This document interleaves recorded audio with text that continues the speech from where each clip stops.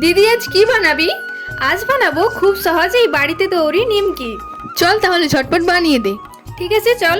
বন্ধুরা, প্রথমেই আগে নিমকি করার জন্য নিয়ে নিয়েছি ময়দা। সেটাকে ভালো করে জেলে নিতে হবে।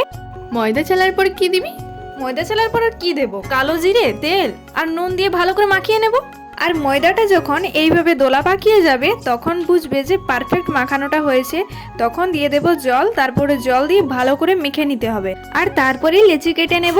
আর সবগুলো লেচি কাটা হয়ে গেছে, এরপর বেলে নেব। সব রুটি করার মতনই বেলে নিতে হবে। তারপর একটা ছুরির সাহায্যে ভালো করে চারদিকটা লম্বা লম্বা করে কেটে নিতে হবে।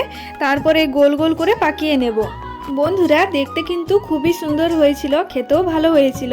আর এখানে আমি যেহেতু 2 রকমের নিমকি করব, তাই আরেকটা নিমকি করার জন্য এইভাবে শেপ করে কেটে নেব। সব রেডি। এরপর তেলটা গরম করে নিমকিগুলো ভেজে নিলে হয়ে যাবে।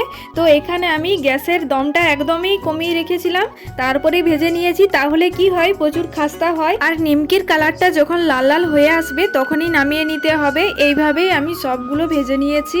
আর এই নিমকিগুলো তোমরা চাইলে অনেক দিন রাখতে পারো, কোনো রকম খারাপ হবে না। আর কতটা ক্রিস্পি হয়েছিল চলো তোমাদেরকে একটা ভেঙে দেখাই। আর খেতেও কিন্তু দারুণ হয়েছিল। তোমরা অবশ্যই একবার বাড়িতে ট্রাই করে দেখো। আর এইরকমই নতুন নতুন রেসিপি দেখতে চাইলে আমার এই চ্যানেলটিকে সাবস্ক্রাইব করতে একদম ভুলো না।